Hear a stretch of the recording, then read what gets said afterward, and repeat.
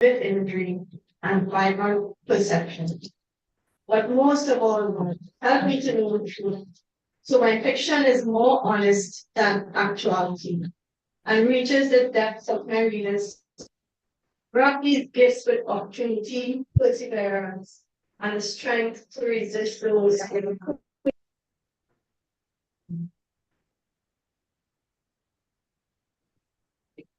Theory, we go on. Theory, okay, as we move along, poetry and prose would not have happened except for young lady, Lucia Martin. This year is Lucia Martin. So, Lucia Martin is a person who collected the stories and all that into the book that we have today. You have a the book? Lucia will tell us about the journey of the Prose, how it started. And so, Lucia, right?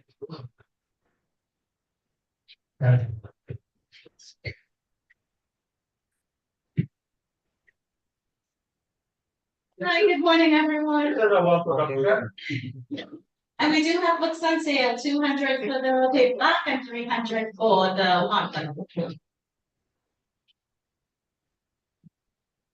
Where can I start? I can't start on the book that we get to celebrate today, Musings in a Tea Shop, unless I speak of poetry and prose. Poetry and prose was started because I wanted a literary event in my community. Mutual shared the sentiments, and he started our sub-chapter, and Miranda followed suit, another poetry and prose member. She followed suit, and she started a chapter in Tunapuna. That was all until COVID happened. We had plans to start in Mayaro and other places, but then COVID stopped the world, but it didn't stop poetry and prose. We moved to Zoom, and that opened up a new door of opportunities for us to connect with other members like Heather and RT. That's it. Like Heather and RT and other members from the writing community that were abroad and perhaps would not have known of our little group. Started in Chabonas, spread out throughout South and Tunapuna. Poetry and prose was first held in Chabonas in a quaint little tea shop named Anne's Simply Beautiful. The title of Musings in a Tea Shop, an anthology by poetry and prose, harks back to the origin of our group and is a nod of appreciation to the space Anne so willingly welcomed us into when we were nothing more than an idea. Our group was started in November 2014. So yes, this November, Poetry and Prose will officially be 10 years.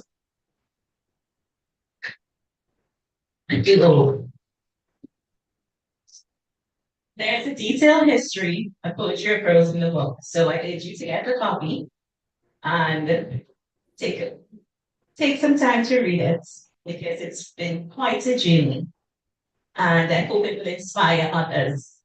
You don't need permission. You don't need, to wait for the government or the library or someone to do it for you. If you want something like this in your community, you can have it. And with this, I feel the book itself, Musings in a Tea Shop, the collection represents our group beautifully. The 21 contributors to this anthology sense a blend of voices. 12 of them have published works. Arranged on a bookshelf, the spines counted would collectively number around 60 odd books. So we are a group not just of successfully published authors, but we also have new authors as well.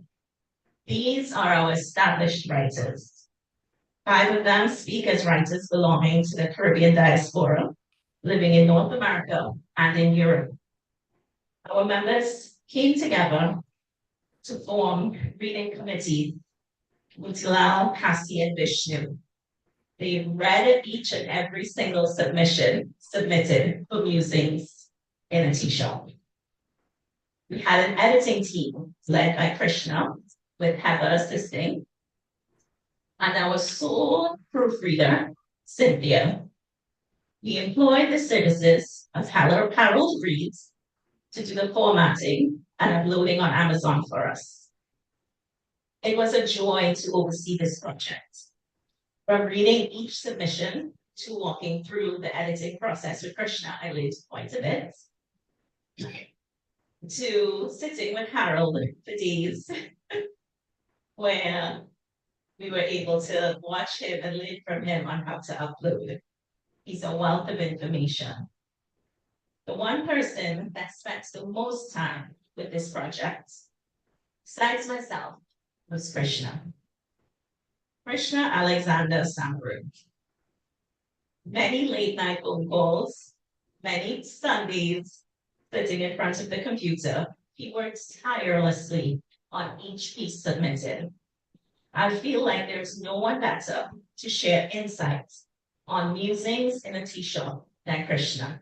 Krishna, I would like to welcome you to the podium, please.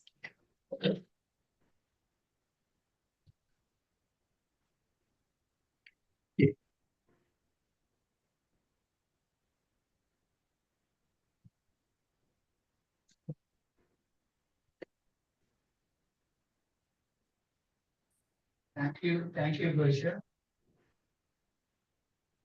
Good morning, those on Zoom, those here in person.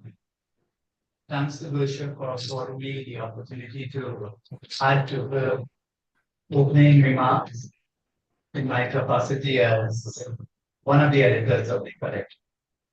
Thanks to the DV Public Library for allowing up the space to have this launch.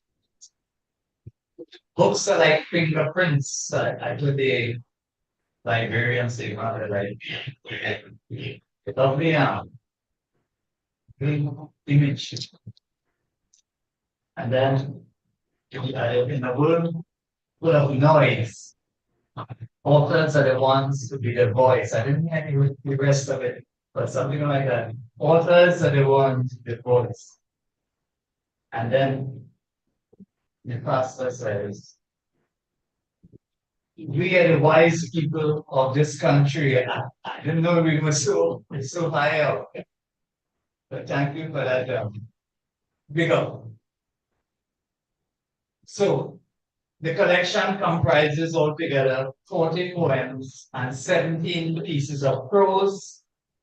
We fit in the name of the group, Poetry and Prose, the evolution of which is traced in the opening piece by Gosha Mahavir, A Brief History of Poetry and Prose, Open Mind. The book is neatly structured into 3 parts. The first is devoted to those who submitted only poems. The second who offered strictly prose. And the third to those with offerings of poetry and prose. These weavers of words, to borrow from Althea's poem in the collection on becoming a word weaver, created a tapestry recognizably Caribbean and timely in orientation. From the use of folklore and superstition, as we get into tales like the Black Dog, Saraswati's Spear, the Laughing Lagahood, and Witches and Widows, to the advent of artificial intelligence, AI, which we get in Shadow and Awakening, with its depiction of virtual life reduced to ones and zeros, as Darren Riley notes in Shadow and the Song of the Graves. from the use of folklore and superstition, there is a discernible concern for the human condition, expressed in a spectrum of forms, allowing such. Shahira's boxing like a prisoner is a mournful plea for liberation of the human spirit, the kind felt in The Girl on St. Vincent Street, where she was blamed with unadulterated childhood innocence, where she was the pink doll. Eros and Thanatos. What would an anthology of poetry and prose be without these two themes that beset the human mind from time immemorial? Darren Despot's Hot Fisher matches imagery-wise Diana Ramsaran's Anticipation.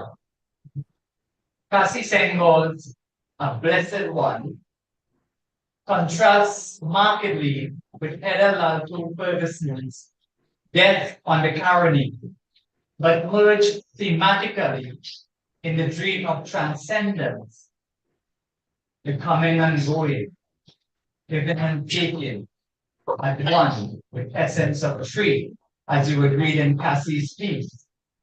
A soul transitions quietly, mingles with the arrowheads, then floats away far above El Cerro de la Rico. You'll find that in Heather's poem. Arati, Bersha, Johnny, Camta, and Motila all as well scribble sentiments, each in his or her unique way, on these two eternal themes of love and death, with Motilal offering sound, fatherly, sage-like advice to the young at heart.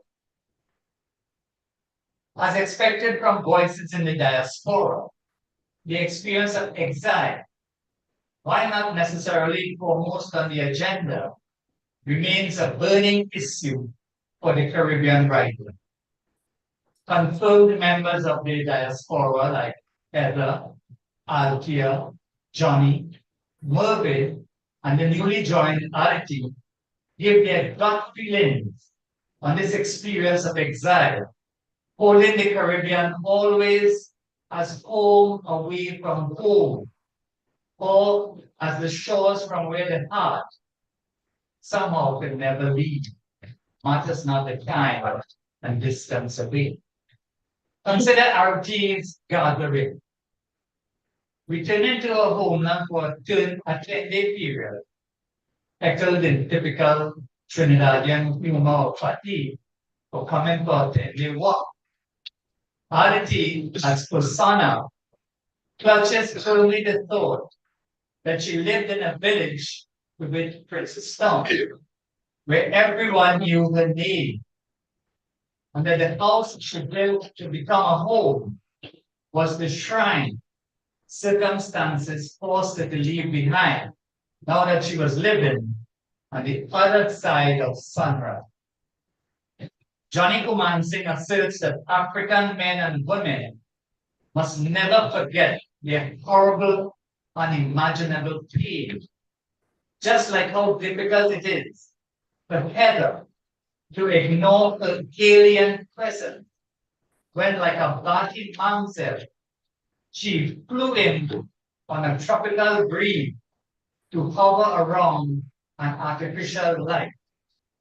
Her own hurts magnified against the wall of a place that is not home. But humor lightens up each dark and heavy moment in our life. What could be more entertaining than a good dose of Caribbean, if not Trini humor? It is there in the work of B. Ramsamoj Hussain, whose narrator tears literally himself up with anxiety over his neighbor's Louvalette's window with its nasty, ugly, tear-up, untidy curtain.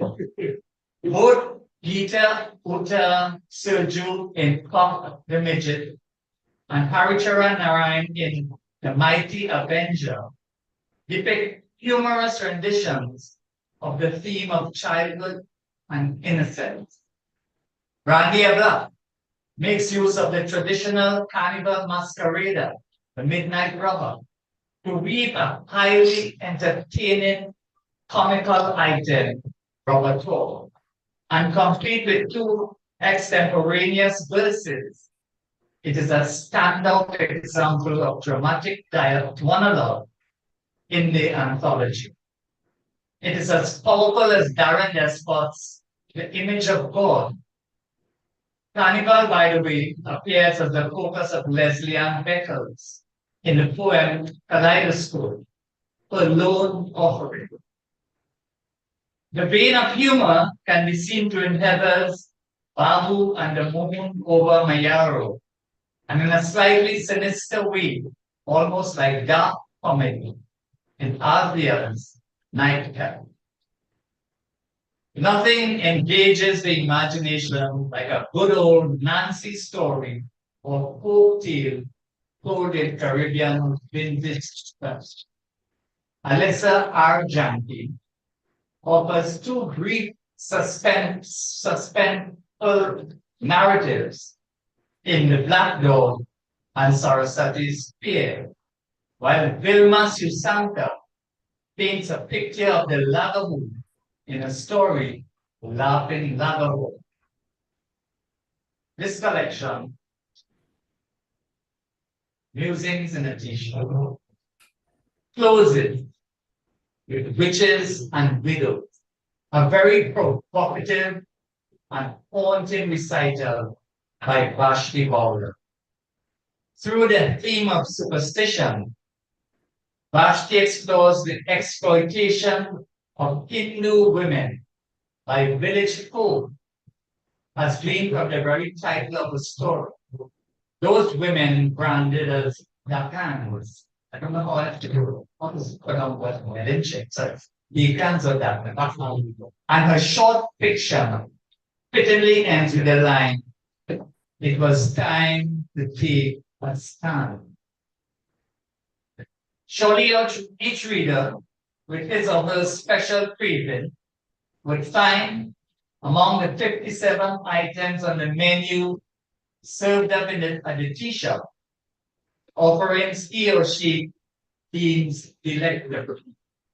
Like it could be Cassie Senghor's Village Awareness, a veritable two-day pause, making use of that complex French poetic form, the sestina, or Krishna Samaru's, well, I must say something. Krishna Samaru's Parable of the Brook, a traditional sonnet written specifically for the anthology, or Gersha's Gopola and Sipola, a poem written in free verse with two voices trading words in a ping-pong-like rhythm, or if you wish, with a cut and thrust of the sport of pencil. The hope is that, in addition to its suitability to the general reader, this anthology could become a work worthy of literary study. Purchase Musings in a T-shirt, an anthology by Poetry and Prose Open Mic on Amazon or here. It is available in 3 versions: Kindle, paperback, and hardcover. I thank you.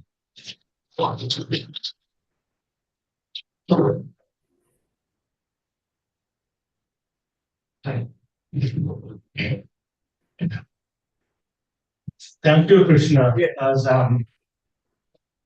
you might have realized from Krishna's presentation, he is our in-house literary critic and I dare say our literary expert. He is the man that we go to for advice as to how to structure our writings, and Sometimes he can be brutally critical, other time, but he's always gentle and guide us in our writings. So I want to say a special thanks to Krishna for the service that he has done for poetry and poetry. Our next speaker was supposed to be Tony Dial. Most of us will know Tony Dial. He's a writer, poster, columnist. He has his columns all over the Sweden and the various states. And he's also the founder of an online magazine called My Trinidad. Tony could not be here today. He said that when he left home, he get caught up in this east-west traffic with fixing the roads on the down Sunday, I think that he can't. So sends his apologies, and we will miss him because Tony does make better jokes than me. I wouldn't try to emulate Tony. So moving right along, we want to call our first reader, Diana Ramsaran. Let us say something about that.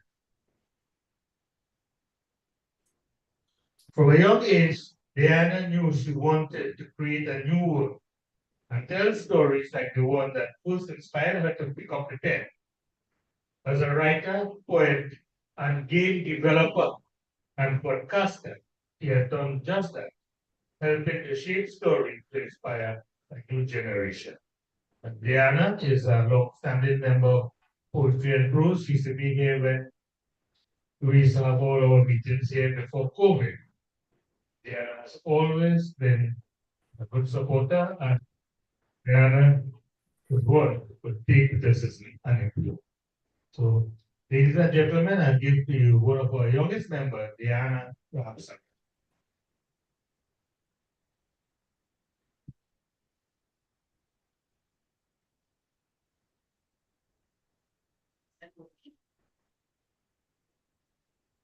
This is my poem entitled Goddess and the Sin.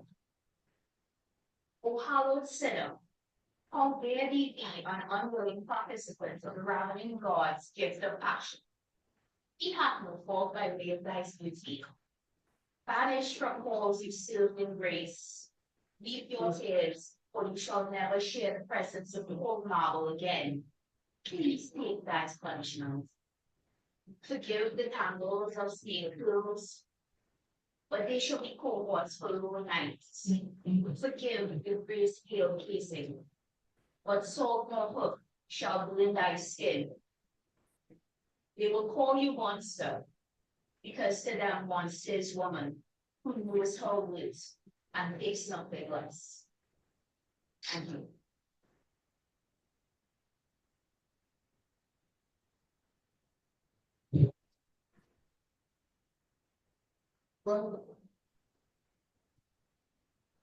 Timothy just gave me permission during my second poem in the anthology.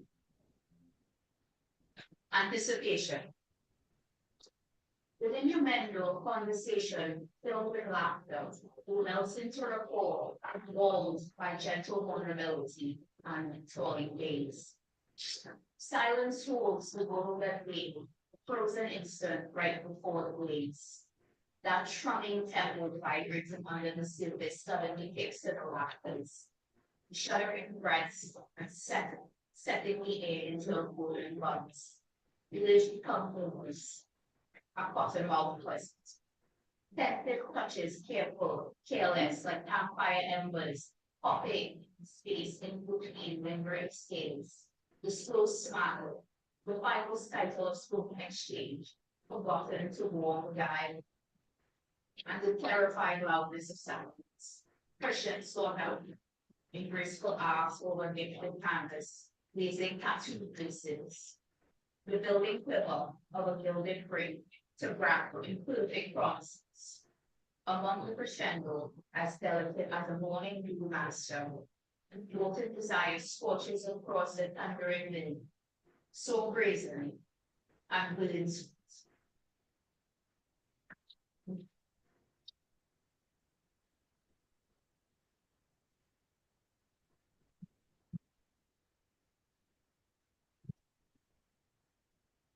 Thank you, Diana. You know, it is indeed refreshing that when we have young people who choose to participate in these type of events, you know, writing, poetry, and prose and all that.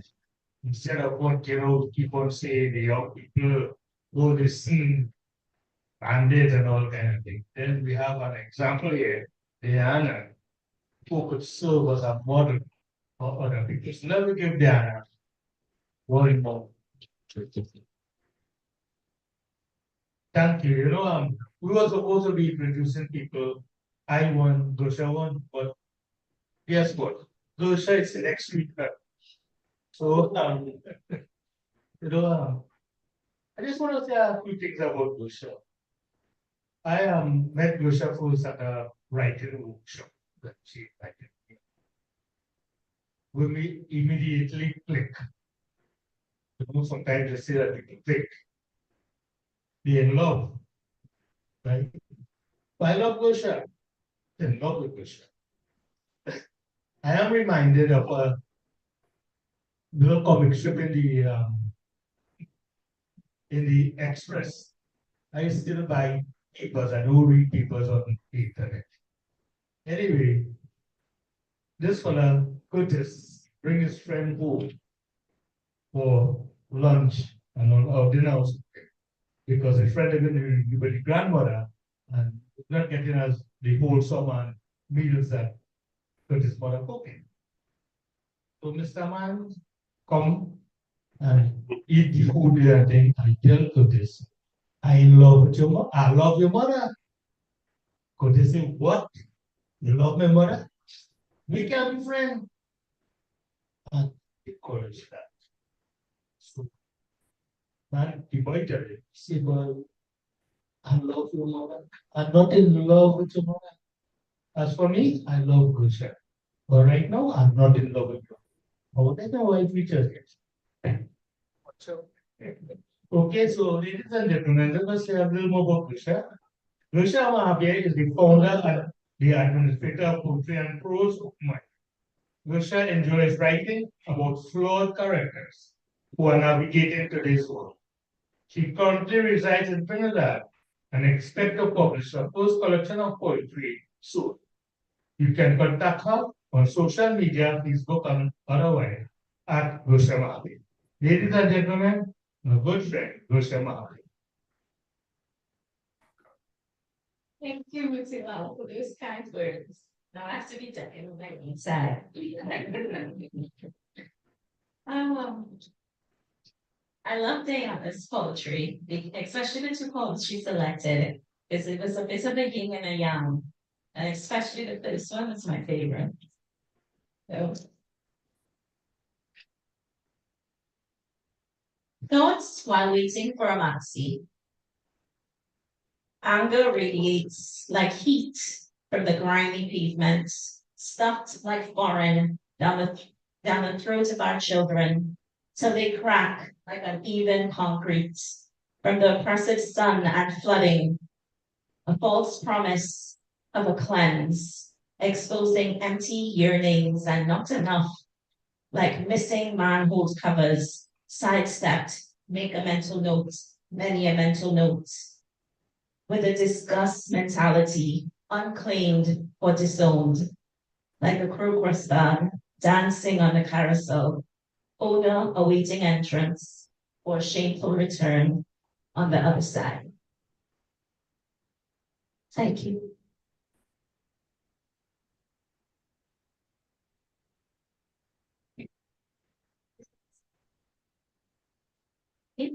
The next.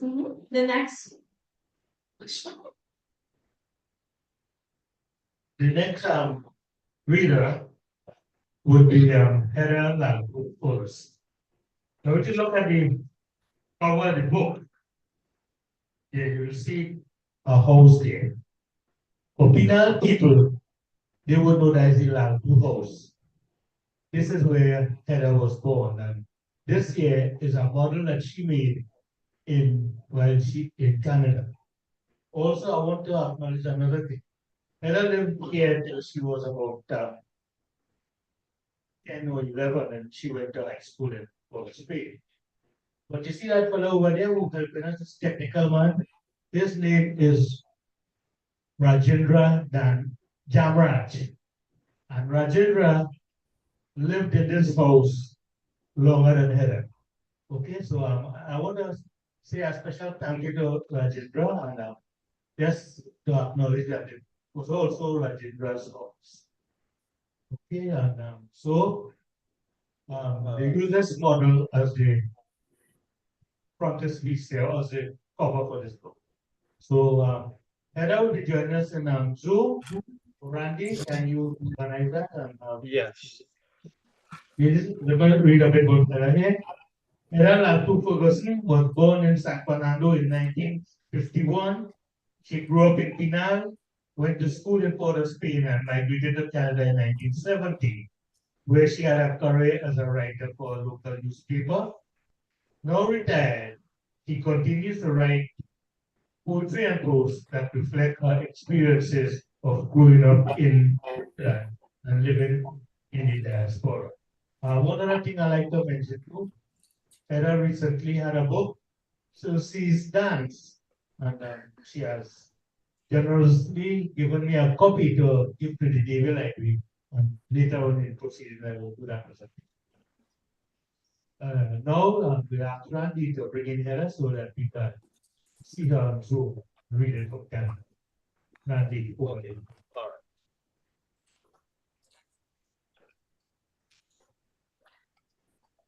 Continue. Okay. Yes. Okay. Okay, Heather. You're on. Yeah. Huh? Okay. You can start, Heather. Right. Okay. Whatever. Good morning, all. I just wanted to show you, this is the model that I made that's on the cover that Motilal was talking about. My father built the house in 1948, and just 3 minutes away from where you're seated now at the Davie Library, 3 minutes and less than a mile away, a whole life took place in that house. My grandmother sat and had her tea. They called her Mrs. Lal Tea because she drank so much tea. So it's so fitting that the name of the book is Musings in a Tea Shop. And there was a whole life that took place there. I was born there and grew up there. And my navel string is buried in the backyard. So you know what they say about that. But now that's all gone. The house has been demolished. And the only thing that resonates is probably my words and the picture on the cover of the book that's left over from our family now. So that's the way life goes, I guess. And I'm so far away in Canada where it's snowing right now. I will read my poem, Death on the Carony, that Krishna alluded to in his talk. Death on the Carony. The cane is an arrow along the Carony, the breezes rippling through the fields like ocean swells. A peace descends upon the land. The midday heat and torpor-inducing haze smudges the horizon as far as the eye can see. The cane is an arrow across the plain. A warm breeze flutters along the riverbank. Mourners walk in single file toward a funeral pyre at the water's edge, draped in white, the Hindu color of death. A sadhu lifts a torch, igniting a pile of stalks, as Indian men, heads tied, toss marigold blossoms into the air, intoning prayers for the dead. Whose loved one here lies dead, embarking on that journey to eternity? Voices lift in unison, a chant goes up, mixing with the wind as mourners bid adieu, and a soul transitions quietly from the travails of living to eternal rest. It mingles with the arrowheads, then floats away, far above El Cerro de la Ripo to the north. Thank you.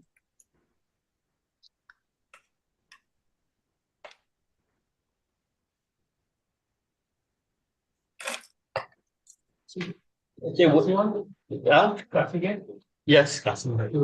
Okay, thank you, Heather. Thank you so much.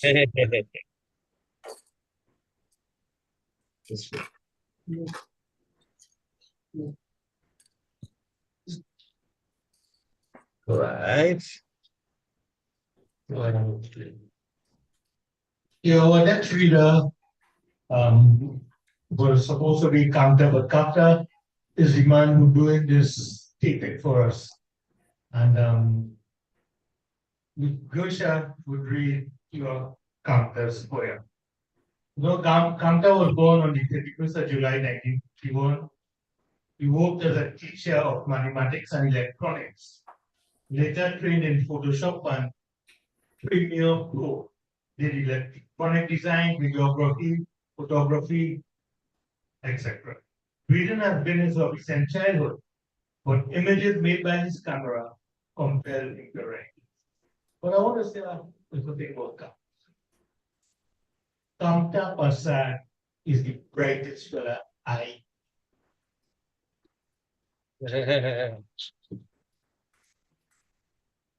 tell you something. In the early 1970s, when they used to have just a few scholarships, Kamta Prasad received what we call an open scholarship. A scholarship that gives him the authority or permission to study at whatever university choose. He comes down to Europe to MIT, one of the most prestigious universities. Anyway, Kamta came back here to share his talents because he has nurtured a lot of people in electronics, in mathematics, and all that. You see that fella there, Raj? Raj learned from Kamta. Raj ain't good like Kamta yet, but you'll get it. Kamta is a man who's always support real news. You think he could pay for people to come and visit? But Kamta said, don't worry, Muki. We will do it. And I'm saying that because I feel we could give him a game. So, ladies and gentlemen, Kamta writes beautiful poetry. Poetry that reflects what is happening in our country at this time. And I want you to listen carefully. Lucia reads Kamta's poems. Lucia. Thank you. It's an honor to read this piece. And I think not only Trinidadians, but those abroad as well would be able to relate to this piece. My new neighbors.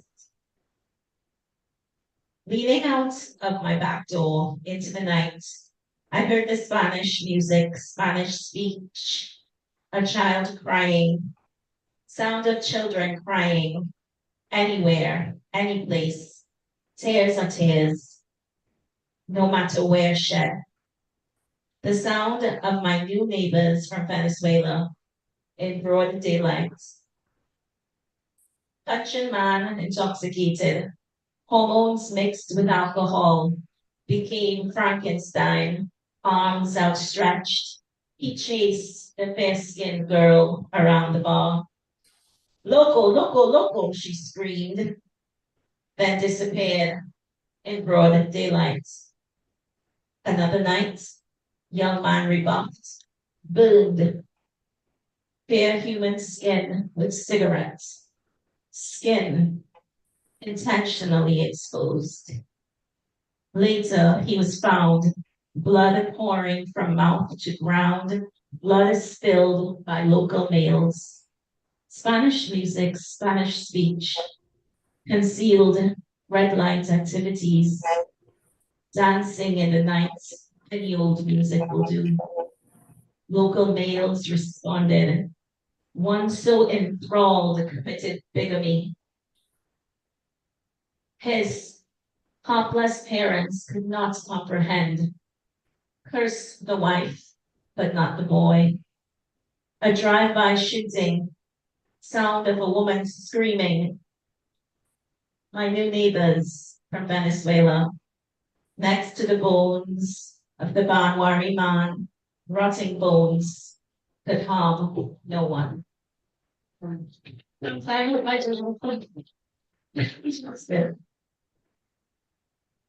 Thank you.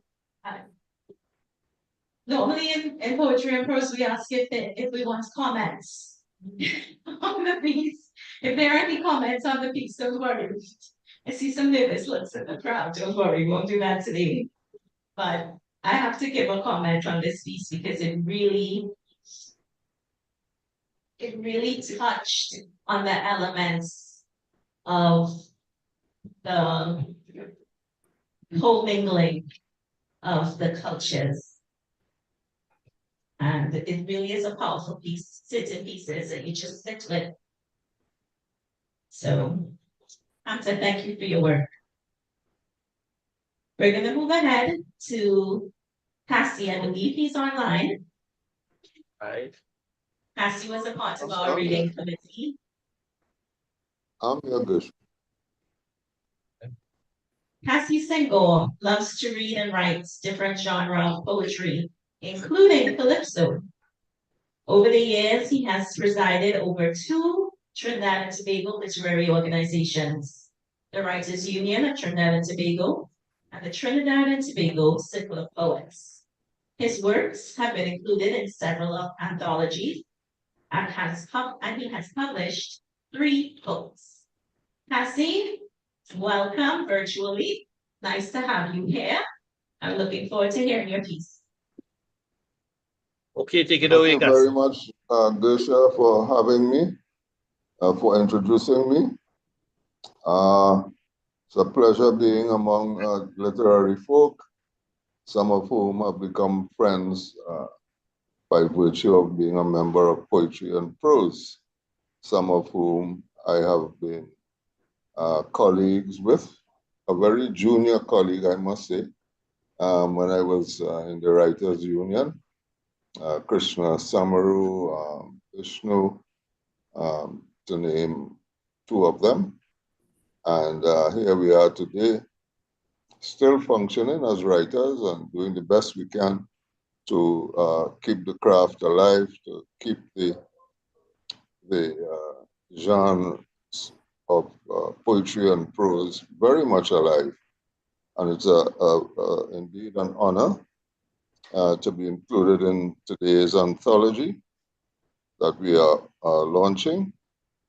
And I trust that the book itself will be a bestseller in time to come, that it will grace the shelves of all the libraries in Trinidad and Tobago, as well as libraries elsewhere in the Caribbean and throughout the world. The 2 pieces, I'm going to read the 2 pieces that I submitted for the work.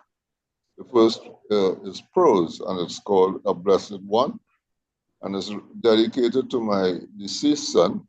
His name is Nandi Singo, and he passed away on August 12th last year. It was an accident. He sort of like fell asleep behind the wheel, ran into a tree, and that was the cause of his demise. He was really a good son, a blessed man, and one whom I loved dearly. So it's called A Blessed One. He embodied one love inside his yo daddy and Anlin. Anlin is what he called his mother. Chance lived a younger big brother. A faithful husband and an adoring father was he. He protected his sisters. He promoted family. One Saturday morning, he crashed into a tree and died. He was 35 years old. A report says they found his body in the car. But where was he? In the mind and heart of those who knew him arose a feeling of loss followed by grief. Death of a dearly beloved ushers in frailty, loneliness, and sometimes zeal to carry on, to fulfill. He filled many lives with joy and happiness. Families adopted him. Siblings rivaled for his affection. In departure, he left them with everything they needed to know and to practice. He had laid out his life for them to witness. What were his last thoughts before the tree called him, claimed his body? What knows itself better than life? Who loves herself more?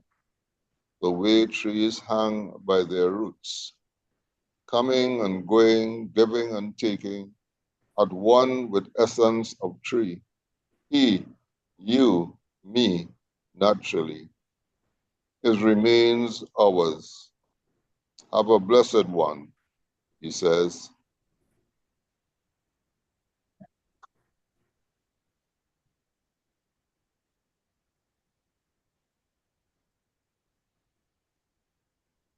My next offering is a poem, as Krishna would have said in his excellent dissertation of the anthology there, a sestina. Sestina, I think it's an Italian word that means six. So that this form of poetry is consists of 6 words that we use at the end of each line of 6 verses. I love form poetry and I use many of them, including acrostics and limericks and so on and so forth, sonnets and the like. Krishna is a sonnet master, I must say, by the way. And if you get a chance, if you're on Facebook or I don't know how else what other platform he has, but you should read Krishna's sonnets too. Having said that, the sestina is a fixed verse form consisting of 6 stanzas of 6 lines each, normally followed by 3-line envoy.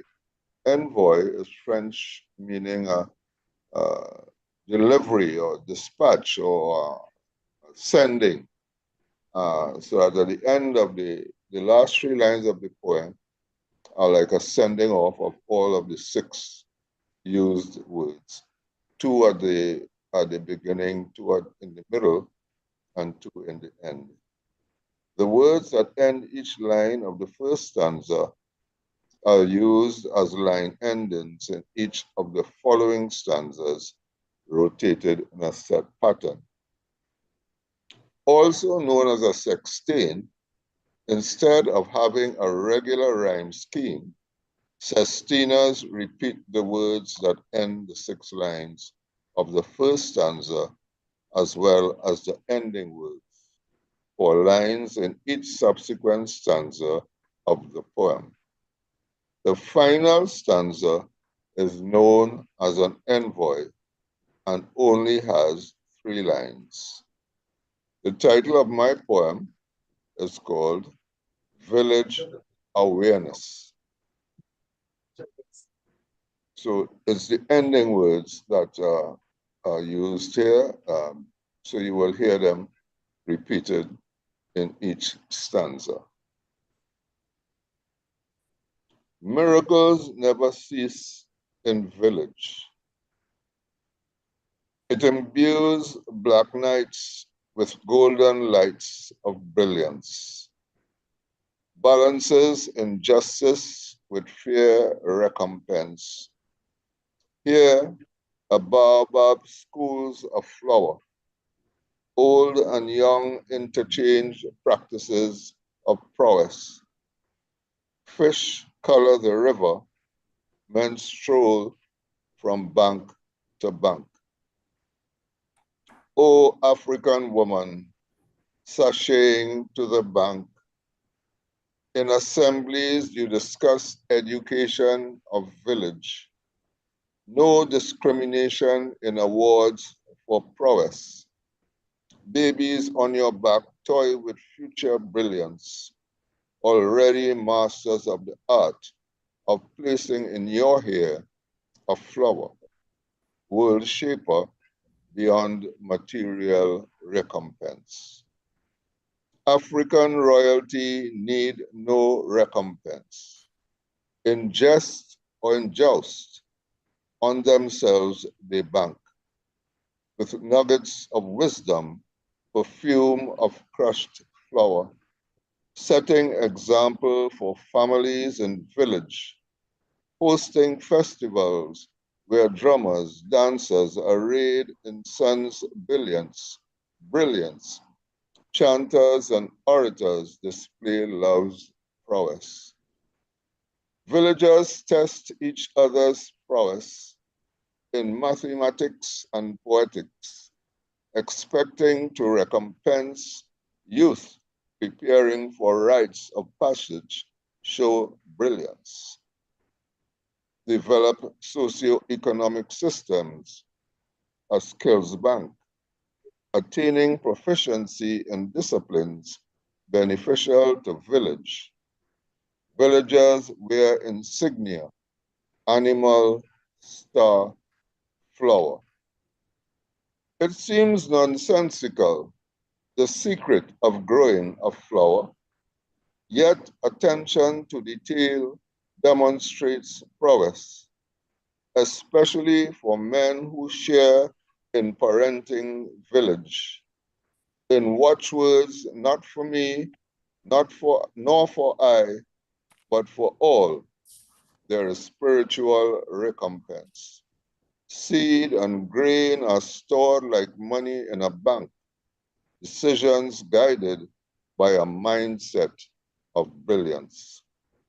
Switch on the light of awareness, release brilliance, be the village, not just for power, but like a flower, renews itself moment to moment on rainbow's bank, be skilled in flowing with nature, emulate its prowess, put away expectations of this or that recompense, be the child raised by village.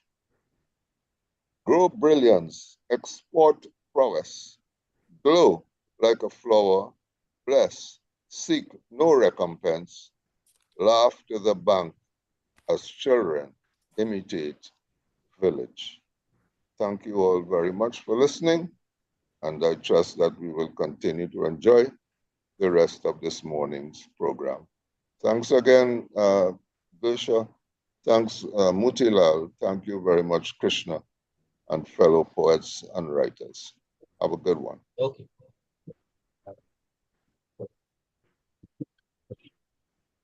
Thank you, Cassie. Thank you for sharing your work. I know that this piece was quite personal to you.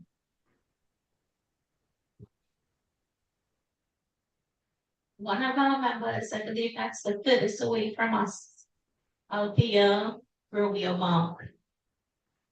Huh? She's connecting with us virtually from Switzerland. Yeah. Althea's piece. Yes, she's there. Lovely. Althea was born in Antigua. Althea is an educator and writer who grew up in St. Thomas. Her published books include On the Borders of Belonging, The Nakedness of New, If Only the Dust Would Settle, Beyond Dreams, The Ritual Dancer, Two Faces, Two Phases. When I told you we have published all this among us, we do. Althea resides in Switzerland. And Althea, welcome virtually to the launch of Musings in a Tea Shop. Looking forward to hearing your work. Okay, thank you very much.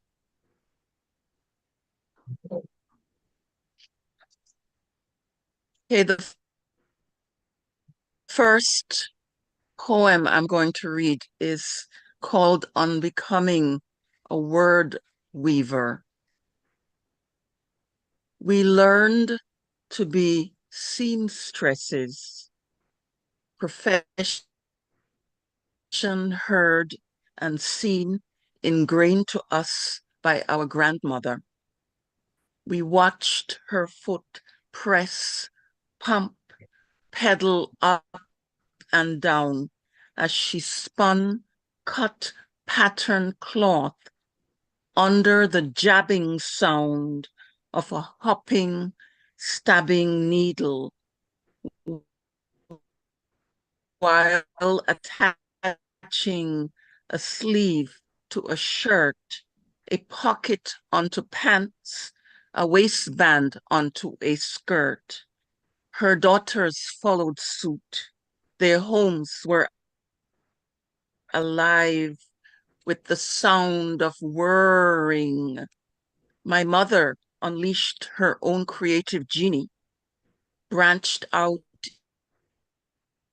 into handwork, made needles dance as she birthed intricate embroidery.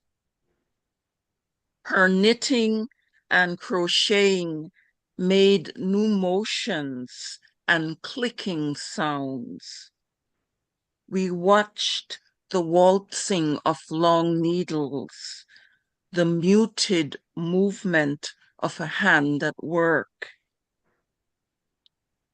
Mother's work found its way to the center tables of sofa backs of families and friends. Her crochet dress became a priceless heirloom, and we, the next generation, became weavers of words, poetry, stories, and songs voiced in our writing, reading, and singing. The second poem is called After the Storm. Brown earth, parched, hate, welcomes thunder, lightning, bears the beating, dousing, soaks up the flooding. The dry spell broken, brown earth releases her musky smell of joy.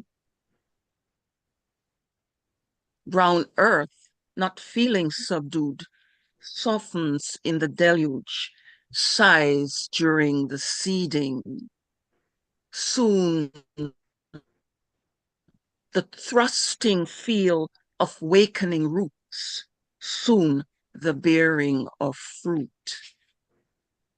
And the last poem, In the Arms of Brother Bush. Long on the road, not on the road, the bush high in rainy season, the escapees have learned to speak in hushed tones, muffle babies' hungry cries. The main road is far away, but heard in the rat-tat-tat-tat of gunfire, seen in distant, hovering brown dust clouds, whipped up by army jeeps seeking out its deemed enemy. Death here, death over there. Abandoned farms and villages are futile refuge. Fruit and vegetables have long been plucked and devoured by those on march before them, pilfered by enemies, pitted against each other. Grass is welcoming, green, straw brown, or ground under. Civilians fleeing to safe spaces are now on a cow's diet and do not discriminate about its wetness, dryness, or taste. And the secrets of healing bush, the secrets of survival shared, passed on by mothers, fathers, and forebears, have kept them alive. Mother Nature hides and nurtures her frightened children tramping quietly out of sight. She promises only now. Okay, thank you for listening and this opportunity to share my work from this long distance here in Switzerland. Thank you. Thank you, Althea. These would never wind on. What Althea is saying is what is happening in the world today. We look at the war in Israel, the war in Ukraine. One of our lines talked about eating what the cows eat. And sometimes when you were younger, mother used to say, if you learn to go to school and get what we go eat grass. That is what she's saying, eating what they cows. Of course, Quern also struck a chord with me because my mother was the village seamstress.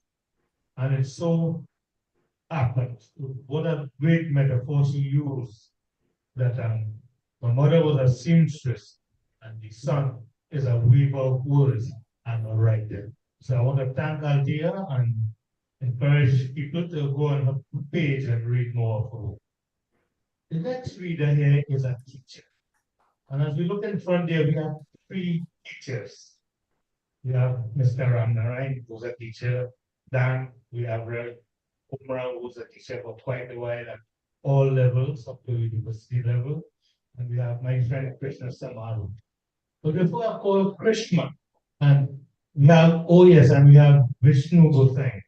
And sometimes, and Caroline and the other teachers who are did not recognize. Sometimes when we growing up, and I left school and I went to work with the oil fields.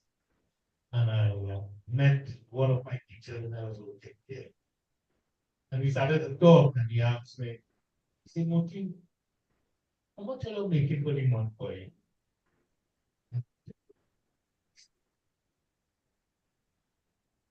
Because you make a third of that.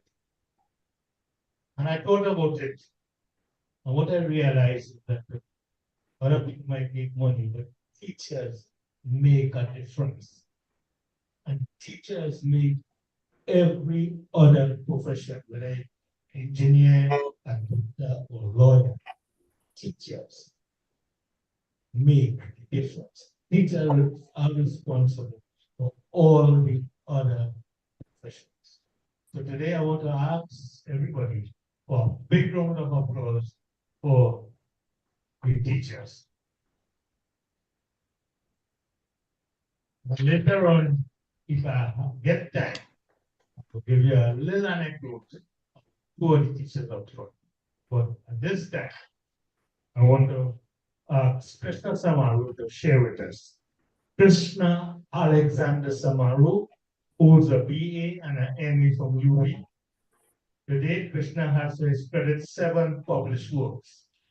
Krishna is a winner of national prizes for his writings, judged poetry for competitions organized by religious and cultural organizations. He was once secretary of the Writers Union, and today he's a mentor to poetry and prose. Born in 1954 in Belmont, he now resides in Denver. Ladies and gentlemen, I want to present Krishna Samaru, who has been a guiding light to the members of poetry and prose. Let's take a Krishna Samaru.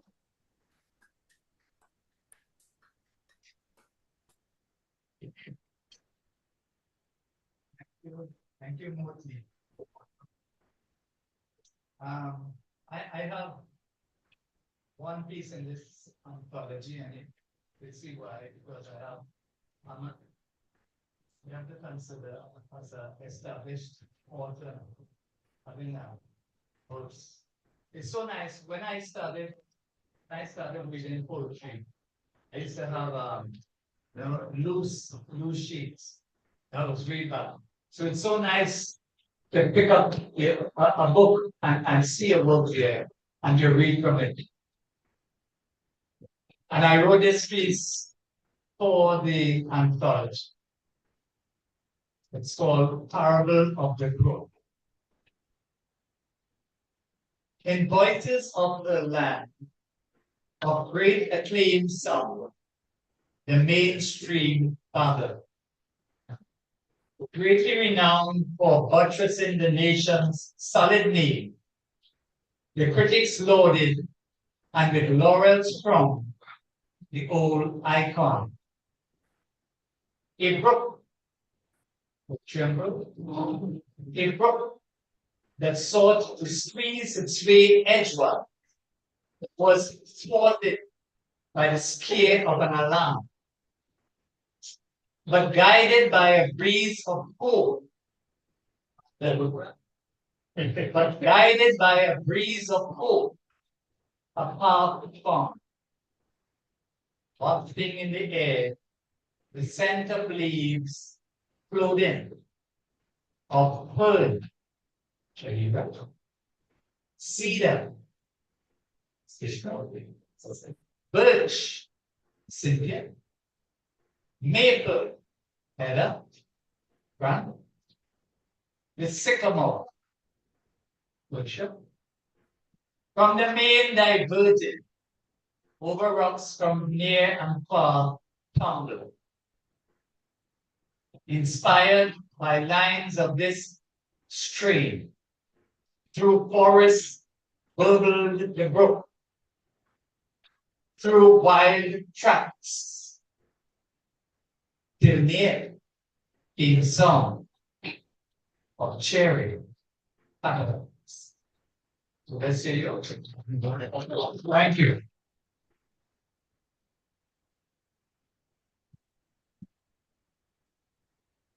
Thank you, Krishna. And you know, without Krishna is the man who did tremendous work on this book. Poetry and prose want to say a special thanks to Krishna. Also, when I did my George Nakula, again, Krishna did a lot of work in helping me edit and mold it into shape.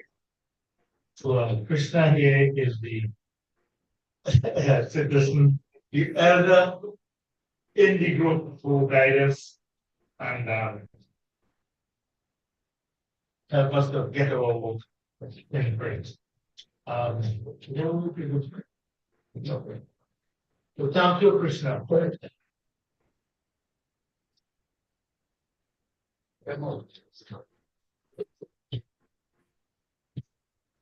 Bring back again. I would like to introduce Leslie Ann Beckles, also known as Douglas Essence. You are known. She is passionate about the creative sector. She's explored writing since childhood. This pursuit fell off while she engaged in her marketing studies. We share a love of marketing. She is pleased with her recent return to writing, and she's a little nervous, but excited to share her short piece with us in this anthology. That's Leanne Beckles.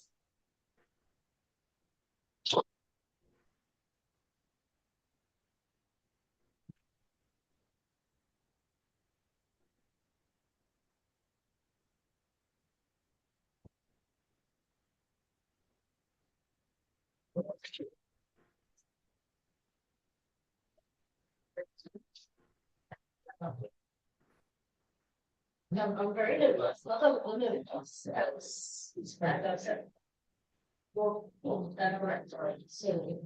I'm really excited when I got to writing like this thoughts. Well, I'm proud of it. And it's telling us right up because somebody who's never experienced carnival, how would we describe so? Yeah.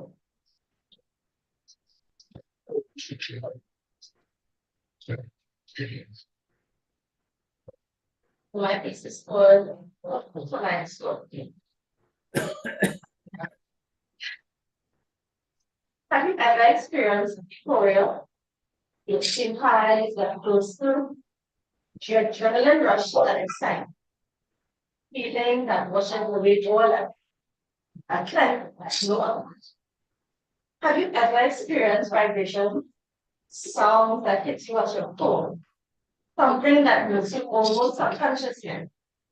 That is only part of your feeling, but is ingrained in your memory forever. Have you ever experienced a kaleidoscope?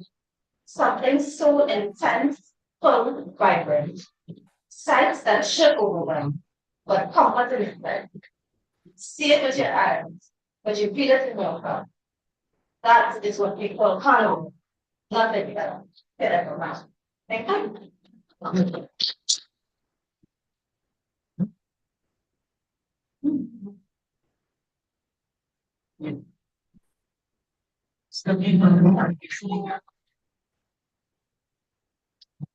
And she's right on season.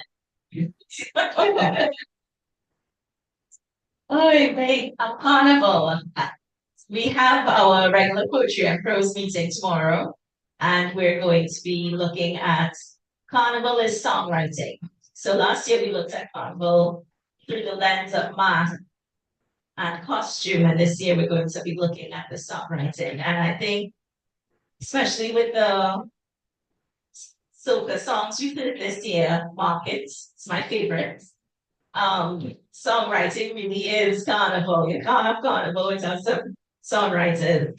So we'll be looking at that tomorrow. Johnny Kumar Singh will be leading us on Zoom. I would like to introduce the next reader.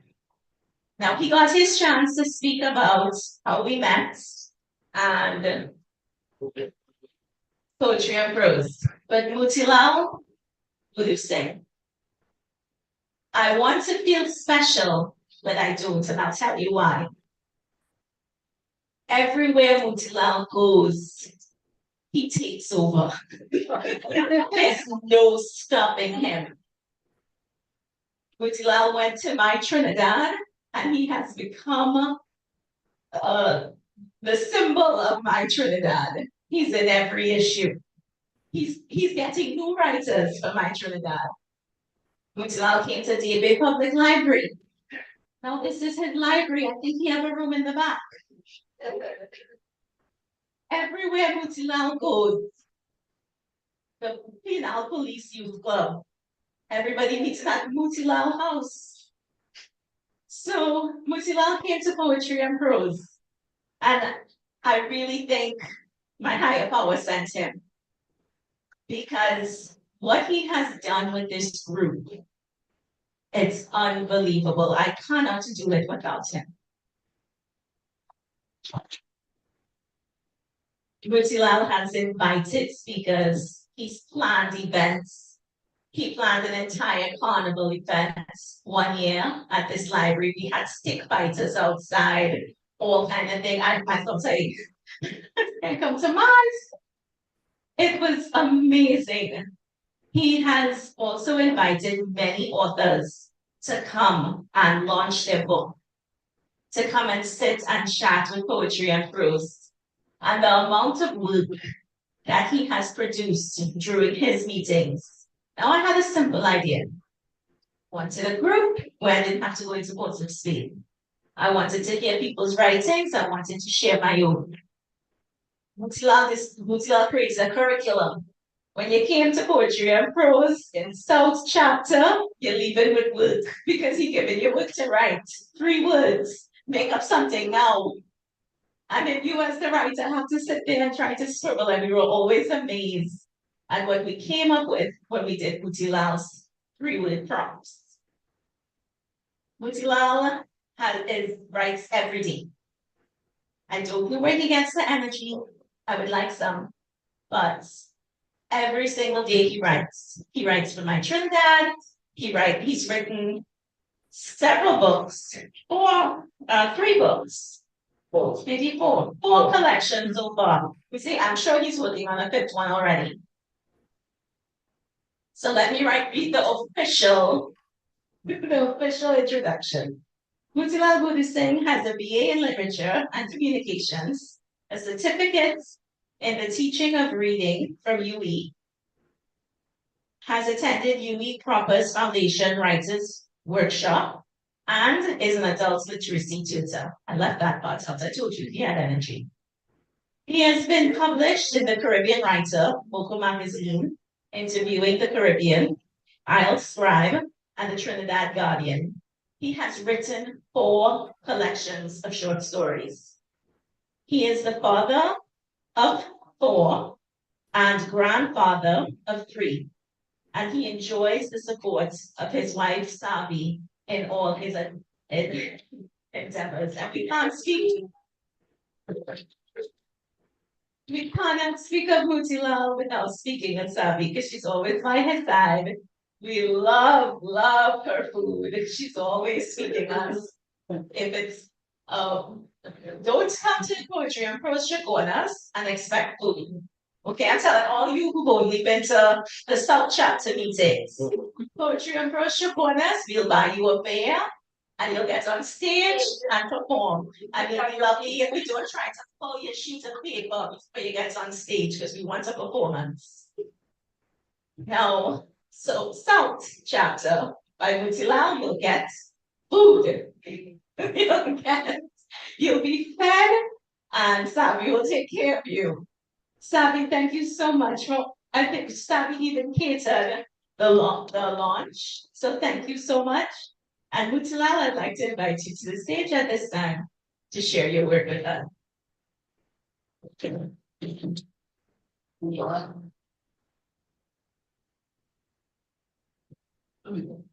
Thank you, Lucia.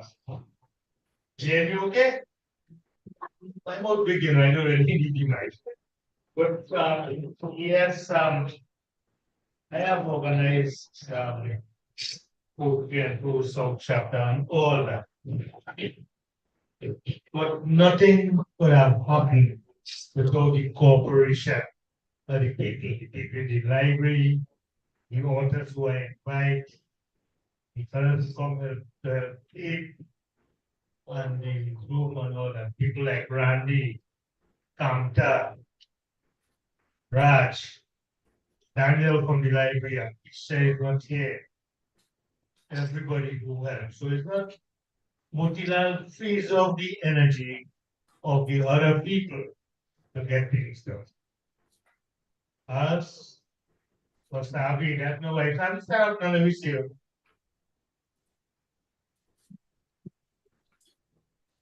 Sabi is the one who does everything. You know, I just tell people, I have a 5-star one.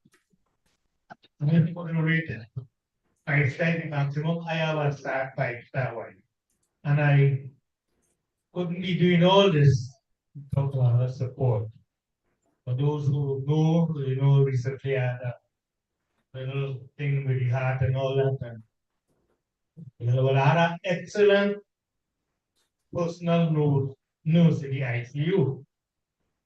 When I come out from the ICU, you know, I had an excellent person to take care of me. I want to say publicly thank you to Sabri for just a few months ago I was in bedridden and today like okay. So thanks to Sabri. I have a 5-star one. Before I read my piece, I want to say that if anybody needs to have a drink or a cup of coffee or something, they could go right across there. Later on, we'll be having something to eat. You know, as you get older, you start to have grandchildren and grandchildren and all that. So you want to advise people. Initially, I submitted something else to the magazine. And then Krishna reminded me, Moti, we're not writing, or we're not publishing anything that has been published before. So went to this piece, father's advice. And I think that's one of the reasons too that Krishna only have one small piece, because Krishna has been published widely. So we had this piece called the Brook Krishna. Right, and you know, I remember, I like to talk plenty, I remember when I was with the school, we used to learn a poem, the Brook.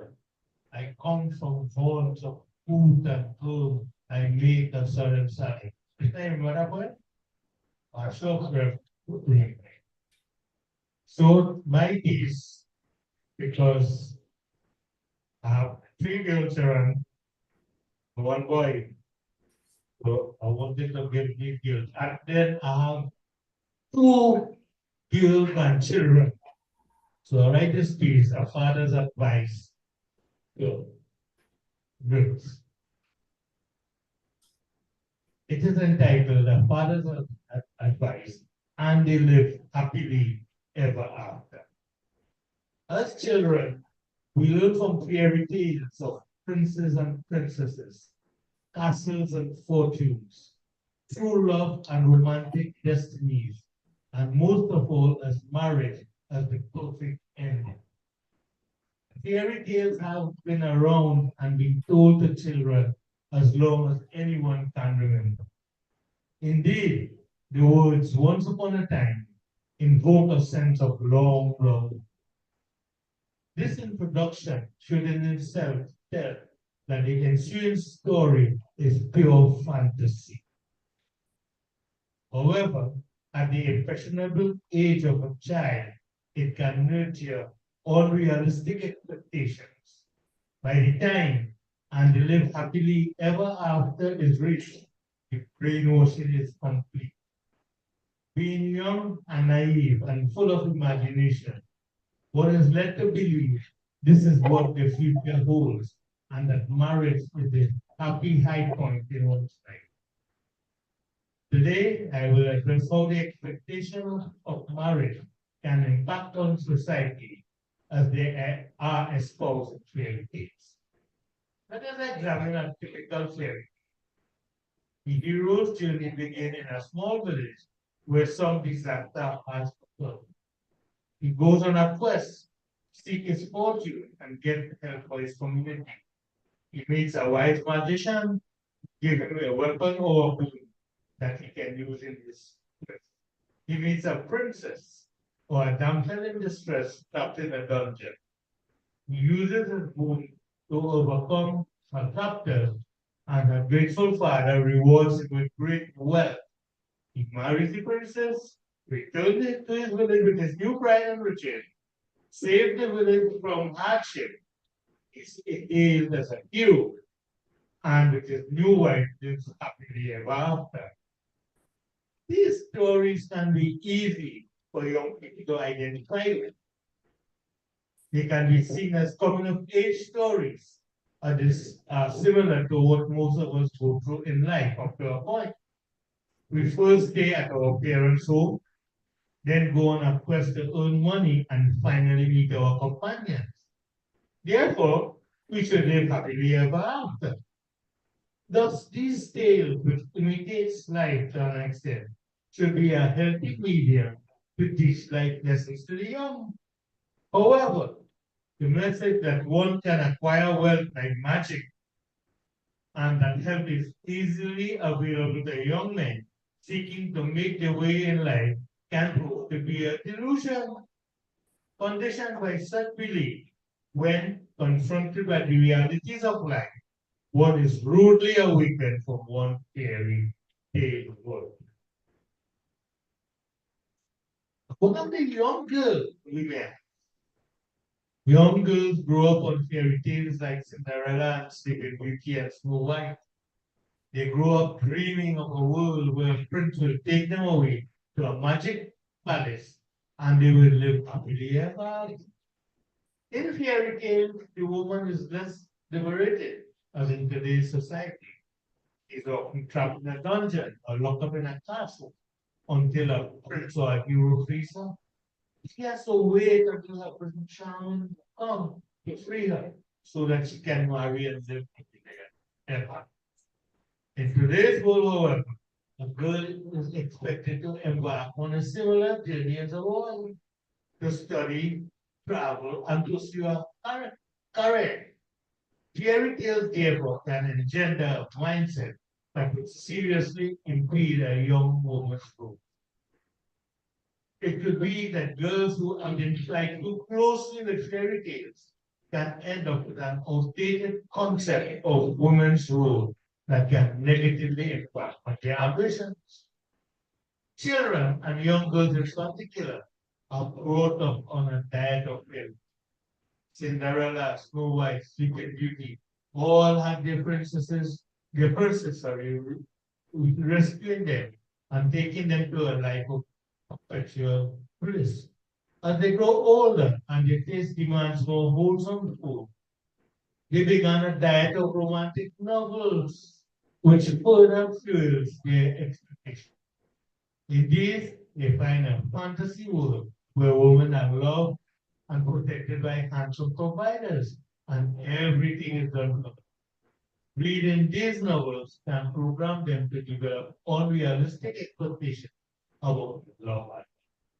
What really happened after the relationship problems that do not exist in fairy tales and romantic stories begin to rear their ugly heads?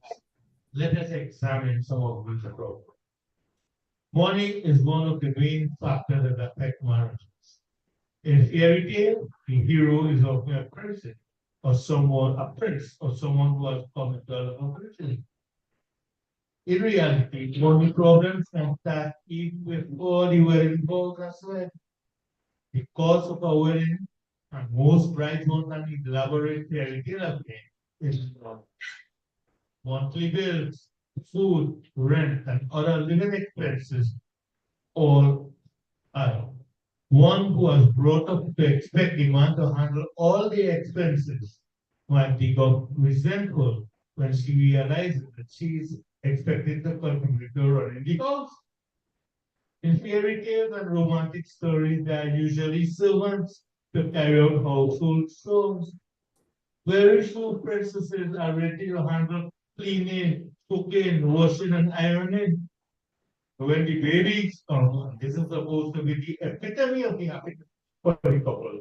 It also brings additional duties which the wife has to do for herself. We are accustomed and conditioned to believe that the man's duty is to go on quest that is earn money, and thus they are reluctant to share in the household. Resentment sets in, and happily ever after becomes to deteriorate. We want to change our partners to the prince and princesses of our dreams. Such practical expectations can be the cancer of marriages and lead happily ever after turn into hateful ever. This can lead to separation and divorce. Consider the following story published in Trinidad Guardian, 4th of November 2020. An Asian woman who wanted to be as pretty as a princess had very expensive plastic food. The result was exquisite beauty. She then married and had a baby who was very ugly. Her husband, seeing that the baby resembled neither him nor his wife, suspected infidelity. However, DNA tests showed that the baby to be his. Subsequent investigations revealed that his once beautiful wife was not always beautiful, but was made so by the surgeons. Sued for and was granted a divorce, thus turning a marriage that was built on dreams into a disaster. Now we should remember that marriage is not always a happily ever after story. Most of the time it's just once upon a time. Your marriage depends on the kind of person you are and your willingness to make adjustments, compromises, and compromising with your partner. Sometimes you have to change before you can live happily ever after. And I want to say something. One thing you have to know, and I learned in marriage, if wife sees something, your wife is always right. And if you don't me, check rule number 2. Rule number 2 states, if wife is always right. One, thank you. That's why I mean, I wanted to say something about these teachers here. If you have time, because all the reasons they come out. So we have Mr. Ramnarai who taught me in school at the Pinal Rock Hindu School. And that's overall, yeah, who taught me at the Pinal Rock, what is the same school, school. So we have a sister going to Pinal CM. But the Mahasabha come this Pinal Rock Road, Pinal Rock Hindu School. And Mr. Daniel played volleyball with their father. So he telling my father, boy, you know, the school that and the teach Scorpion religion and thing. Why you want to send your children to the different school?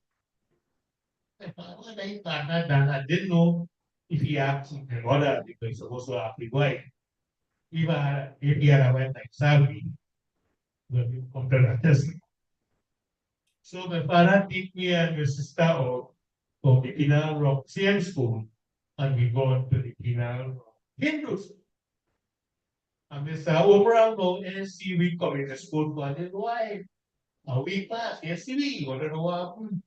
And in those days you had caring teacher, like the set of teachers we have caring. So Mr. Overall and one Mr. Beresford come home by the house. See what happened? But we run and me and Mr. sister run and hide. So you want to know what going on? That call my mother gave him two in a cup of milk and the drink and the two out. The long and the short of it, if we going back final CM school, final Rock CM, until we come to go to this school. Again, I just say that to emphasize how teachers used to care. And I want to say once again, thank you. Look, my good friend in the back, Christian Gosai, taught for years, writing on a few textbooks. Mr. Overall, really say that Christian. And we always say, I always say them, thanks to teachers. Teachers make a difference. Okay, my next reader is Randy Black. Randy has been with poetry and prose. Randy has been very supportive. You know, if you say, well, boy, we're doing something in Pinal and we have to do the whatever stuff, nothing, and right. Okay, we know what we will fix it. Randy and we have our lady here called B50 now. So whenever we have anything in the library, I guess I put arts. Then it is go getting 5-star lady, what it is. Thank you. Randy Abrak is a MFA postgraduate student at UWI. He writes poetry, prose, and plays. He has also completed his first collection of short stories, by which I write two short introduction, because Randy is much more than that. Randy is a rib. If I think about what Randy is a rib, Randy has a lot of qualifications and all. And I say that you don't have a cup of tea, please feel free to go first. Maybe you will snap. If I tell you, I'll go see you. Thank you. Thank you.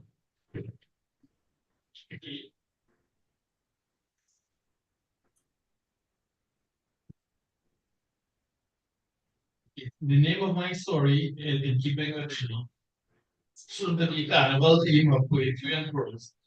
Is Robert Orr. Every Tuesday is Rob Junior Robin on the same spot. He puts up a little offside the makeshift bar early as the crowd begins.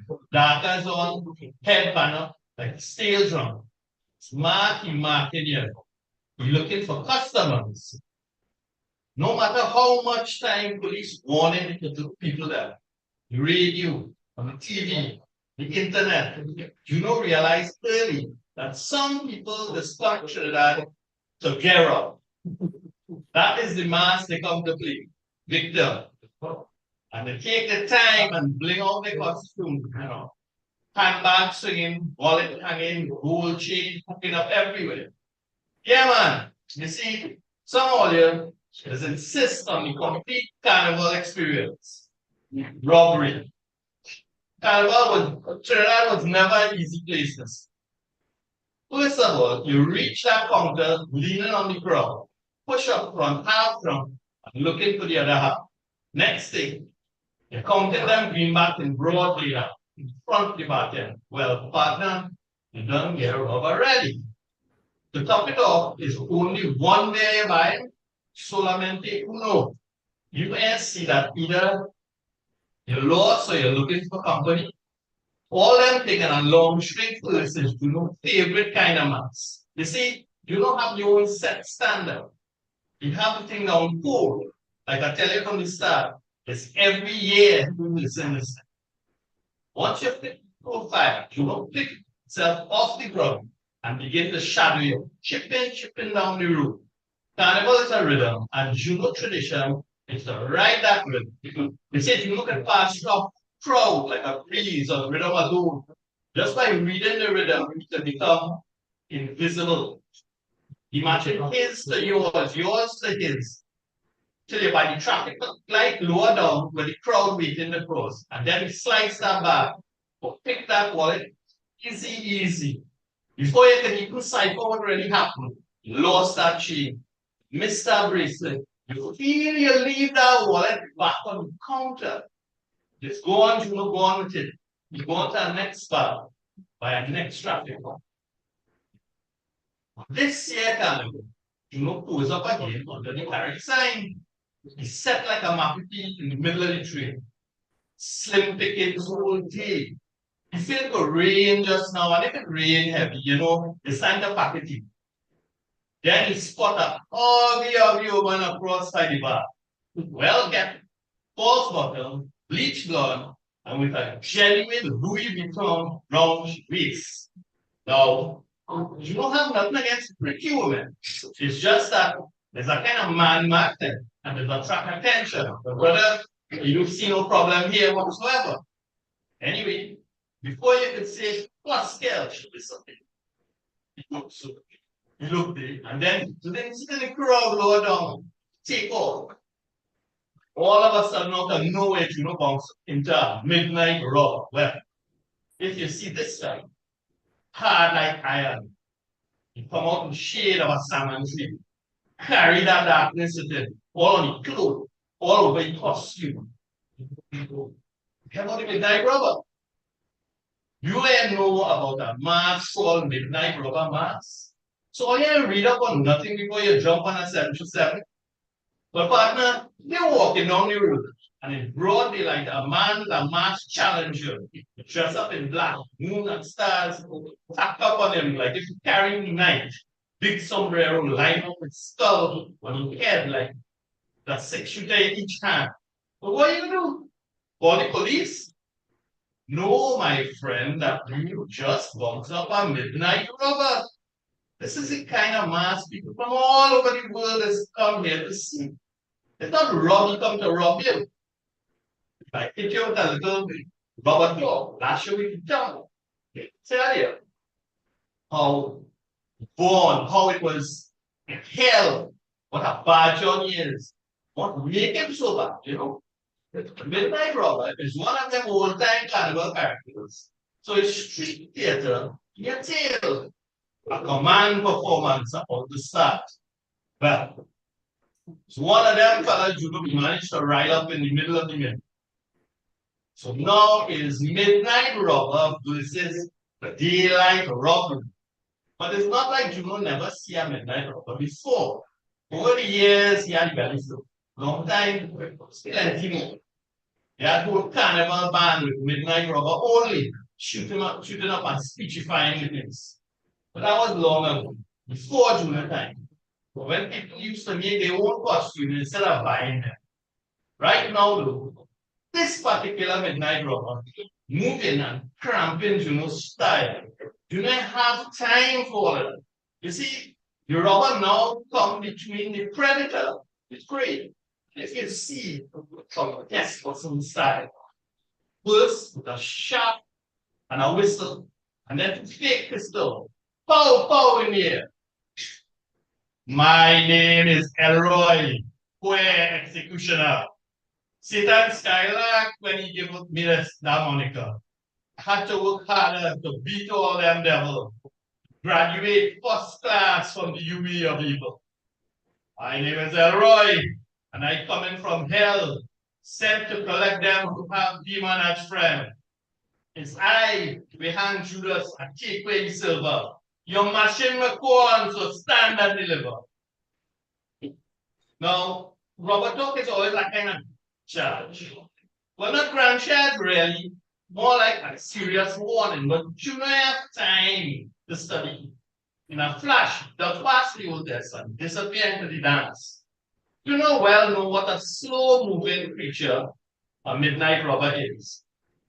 With the wide brim hat and long flowing robes, a robber does be walking careful through the forest with a slow, measured stride, like a gunslinger out for justice. Too ponderous, too slow. Everybody jumping up like they're mad in the oneness, in the bacchanal, in the frenzy. But in the middle of all this commerce, the robber is creeping through that crowd. Slow motion. You don't ever understand how somebody would do that to themselves. Carnival after carnival. Why everybody wailing and dancing? You studying to be tended. In fact, you never understand why season after season. A man could take a costume out of the closet, play a mask, the same mask, year after year, then put it back in a closet until the next year, just with us. They call it that tradition. All that take less than 0.01 second to ricochet through Juno ring. The Tuesday morning, 6 a.m., nobody have business. Juno still keeping the eye on the prize, studying that ugly one. And she Louis Vuitton. She pulls up in the crowd, just waiting on the roadside. Well, abracadabra, dart through that crowd, through the throng, and reach right up there, silent like a shadow. Sipping, pretending is nothing, taking a little quick wine in passing, razor blade poised and slip and empty. And all of a sudden, all you hear is critics. It's an iron bracelet on your wrist, yes. Hand twist back behind the back. The same Spanish escorting him on one side and the midnight robber on the next. And if you hear the robber talk now, I, Sergeant Elroy, undercover policeman. I read you your rights, but you do look America. Holding your hand here is Corporal Mahis. You spend a whole June dressed up like Jablis and walking the road with a hoof for a shoe since 4 this morning looking for you. If you're playing mask, you can't afraid the powder. So stand and deliver, you mocking pretender.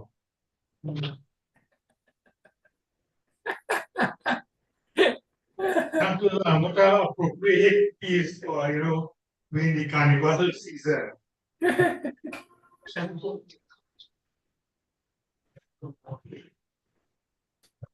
Sandy, between the carnival spirit.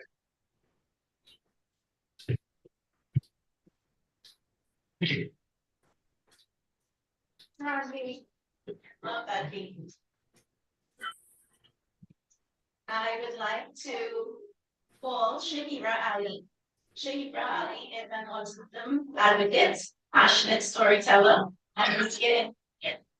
She enjoys speaking on camera, capturing stunning photos and videos, and she loves hosting and recently received opportunities to host poetry and prose events online, as well as Mutula's book launch. Shahira believes in using media to bring awareness to issues and create a kind of word. And she's planting up whole campuses right there, so she will be with us in a minute. To read her piece. Okay,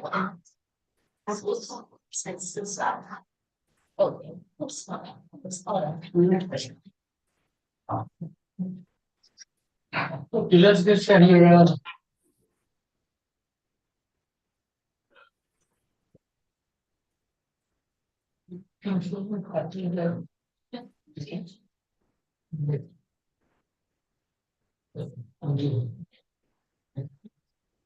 All right, Hello,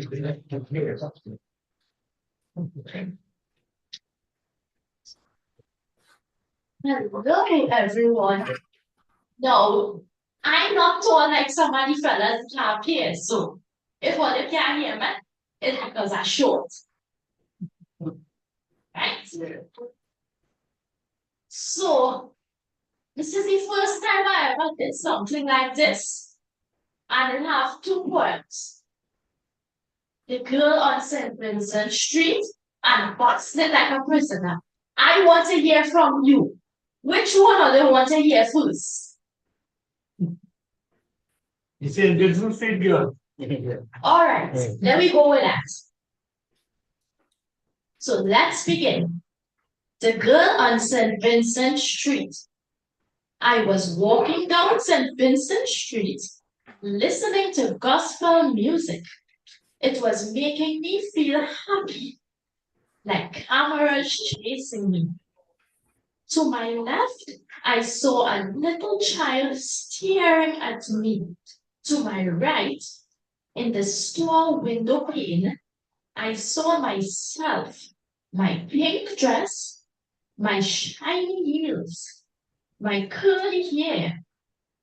I was gleaming, feeling like a princess, special like everyone, noticing a pink flower. And that's the end. I wrote that with some assistance.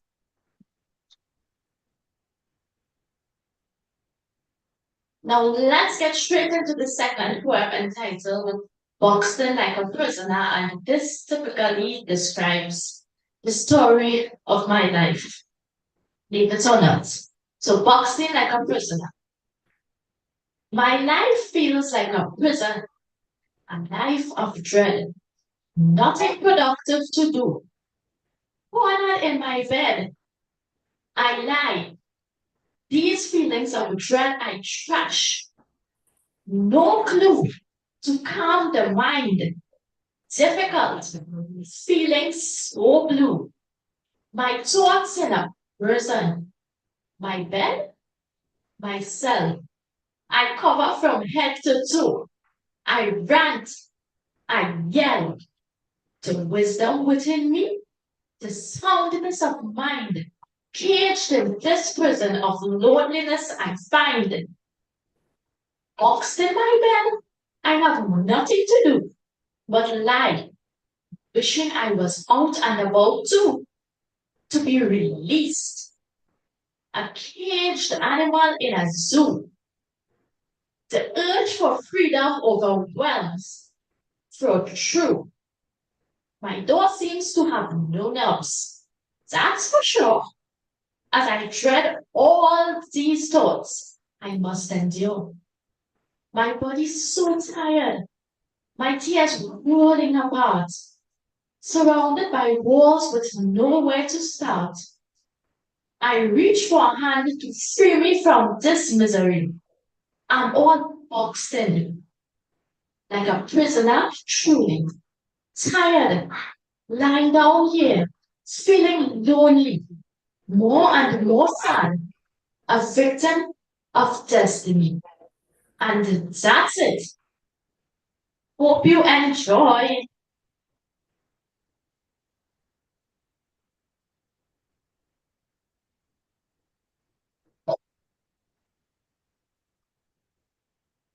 Thank you, Shakira. You know, Shakira is one of our best readers, and we have some people here from Virtual Story Times.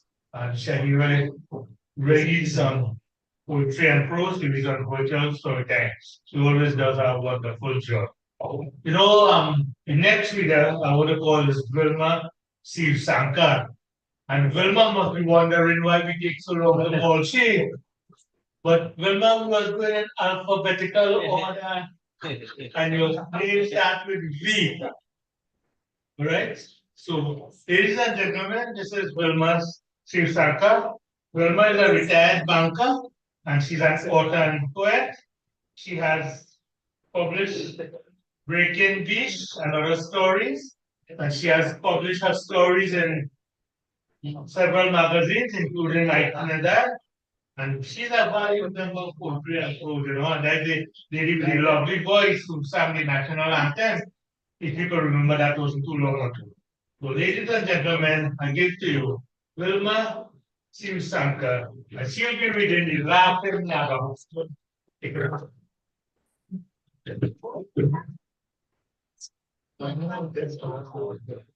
Good afternoon, everyone. Thanks again for the opportunity. I want to thank my heartfelt thanks and eternal thanks to Mr. Motilal Guru and Mrs. Gosha McLean and the members of the Poetry and Prose group for this opportunity. Without you all, I would have been home sitting down and scratching. So, the Laughing Lagahu by Wilma Susanna. Cindy lived with her large family in a tiny cottage in a dirt and gravel-filled road that was known as Merly Trace, situated about 3/4 of a mile east of Mosquito Creek in the village of Laramie, South Trinidad. Cottage, mainly made of mud, needed resurfacing very often. The walls as well as the floorings were mud-filled, so there was always a need to get a new supply of the special white-colored dirt that was required and keep it stored for use. But that dirt, mixed with the cattle dung and water, a thick paste was made with which the house owners smeared, called leaping, their walls and their floors. The Trace residents generally came home from their sugarcane fields jobs at about 10 a.m., having started work at 5 a.m.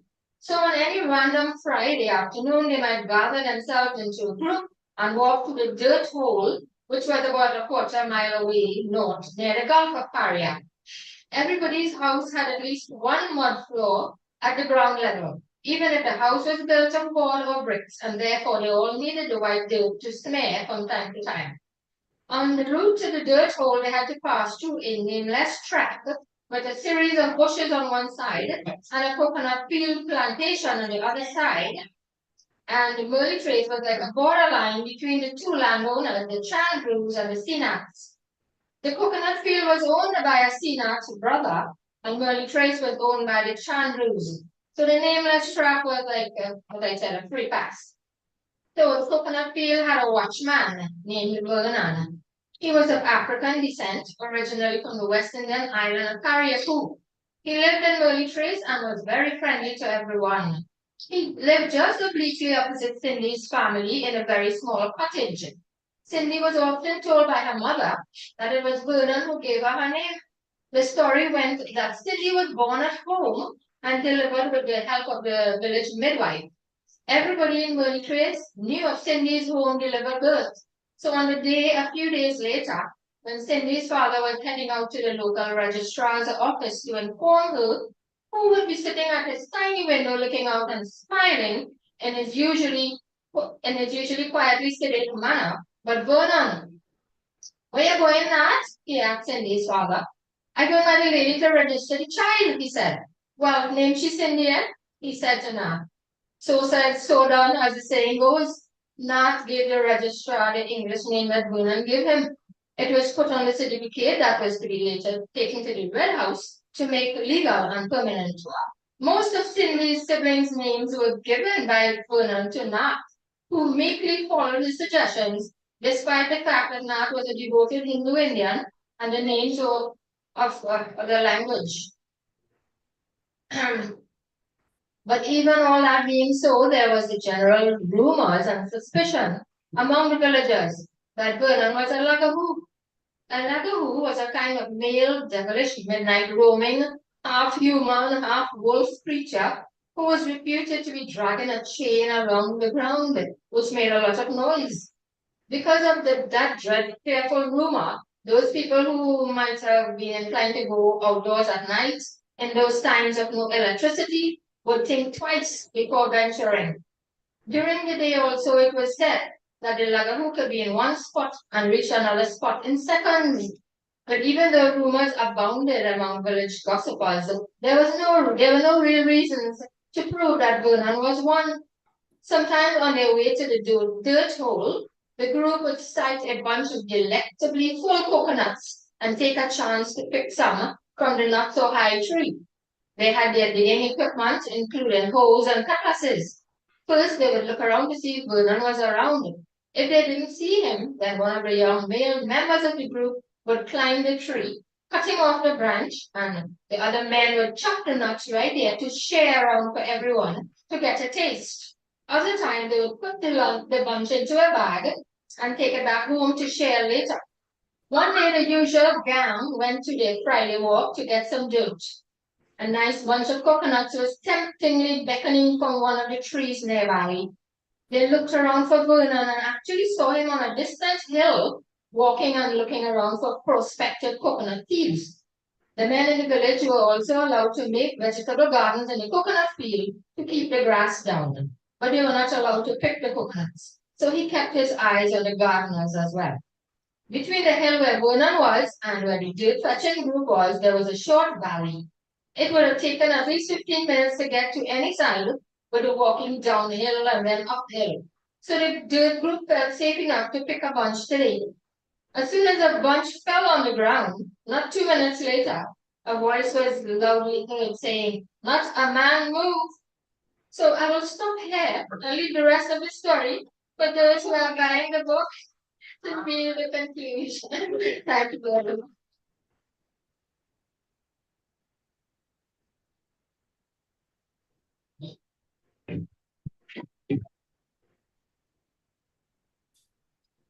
We thank you, Vilma, for that story that local set in Laughing Lagoon.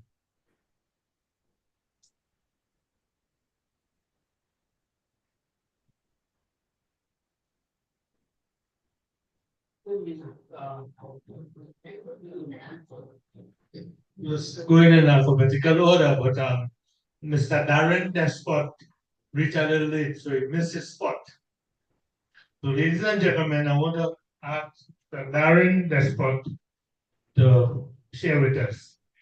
Darren Despot is an avid writer who enjoys character building and character-centric stories. He also loves to create poetry as a conduit for imagery and emotion. Expect him to continue playing with all forms of writing, including stage plays, screenplays, and interactive fiction. Today, Darren will read an excerpt from Shadow. So, ladies and gentlemen, I want to call Darren Despot to microphone. Sorry.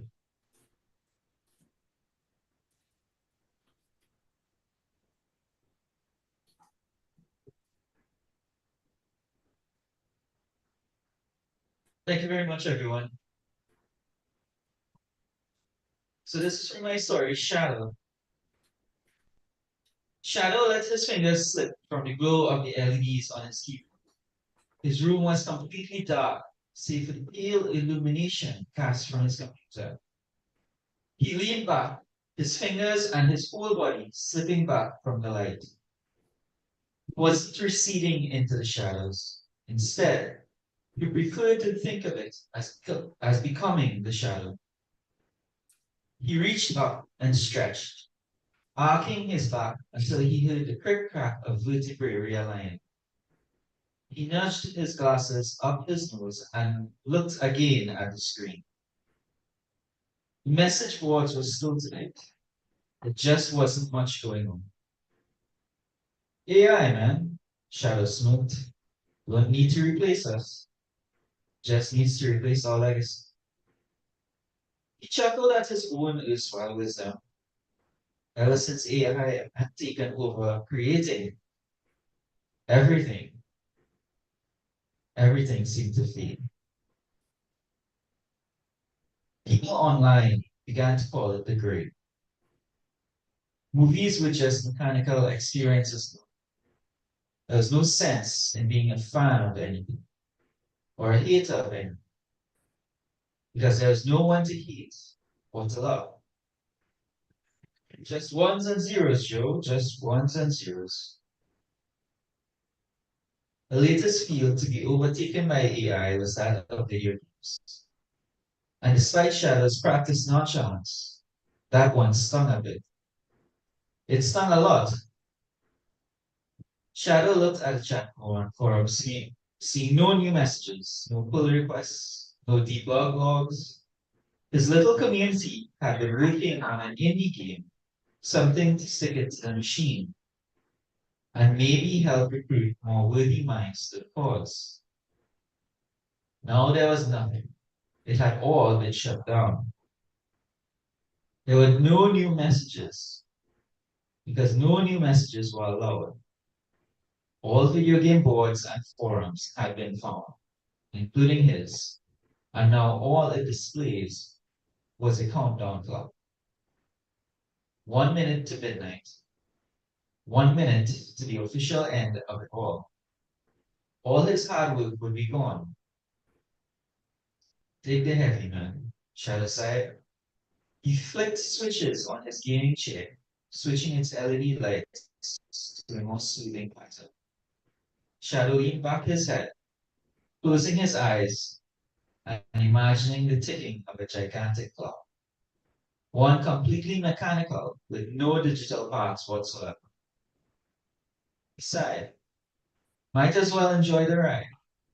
He looked to the screen again, settling in to watch it all good. There was a message on the screen. Countdown clock wasn't merely frozen, it was glitched. No way, Shadow's mouth hung open. He leaned forward, bringing his eyes inches from the screen so that he could believe them. Someone had hacked the countdown. How did he know? Because he knew that glitch pattern. It was Myriad.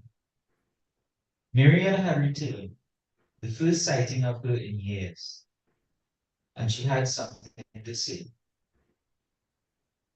I'll hold there for now, but I would really like to say that just writing this story was an enjoyable little exercise for me. It was another one of Lucia's prompts that we're so familiar with. And this one we decided to play a little bit with a different setting, if you will. So I did have a lot of fun writing this, as well as the other submissions that I submitted to the anthology. And I hope that you all are able to take a fuller look at all of the book in there.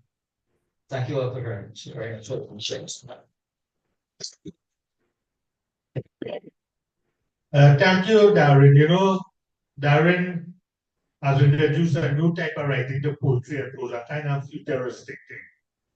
And this old man trying to get familiar with that. So, Darren, thank you very much for your contribution. And I know it's getting on the time, and we have things to eat and drink. You know, some people are still say, boy, you read it, I think that's be all right, eh? But you see them, the eats and drinks, that is be better. So we usually comment on the eats and drinks just now, but before that, I want to call on Ritu Devanarayan Singh to move a vote of thanks before we go to that other part. And then when we're eating and drinking, we have some photographs right from the place there. You can look at the book there, what we about and all that, and some of the things that we do in poetry and prose while eating. In addition to that, let me see, we have two things that Gusha reminded me. One, we have a book by Heather Laltu Ferguson, and on behalf of Heather, Gusha would present this to Krishna Samaru.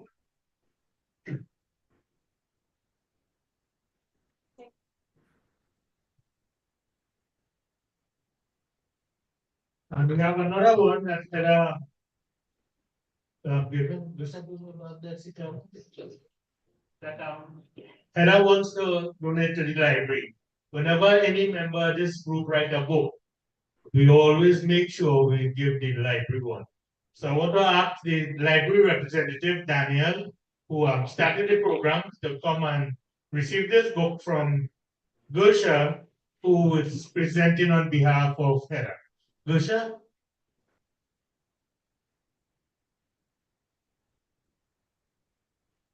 Okay, I see people watching, they watch and they watching me kind of funny. So we moving right along.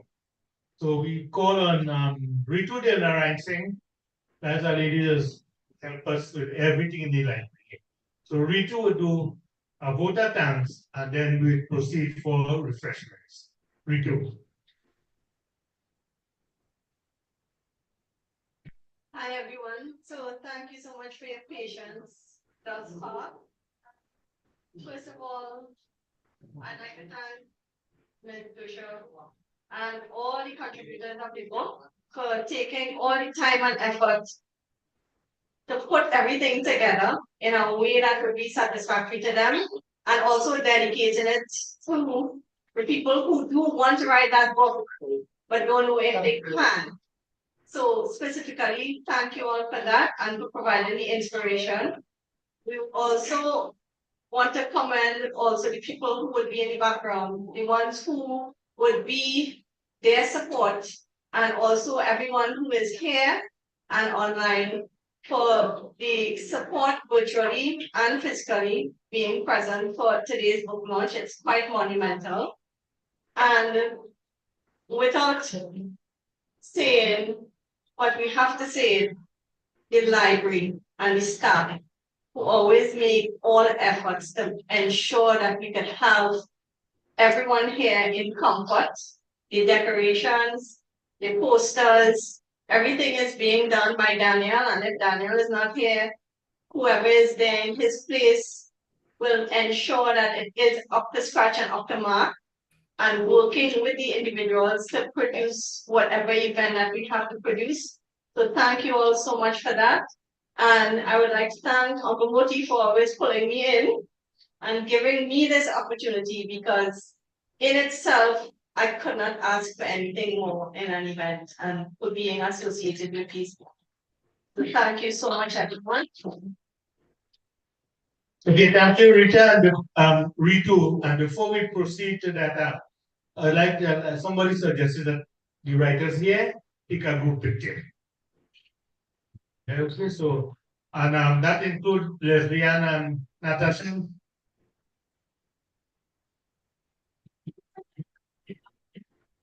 Okay, thank you. Okay.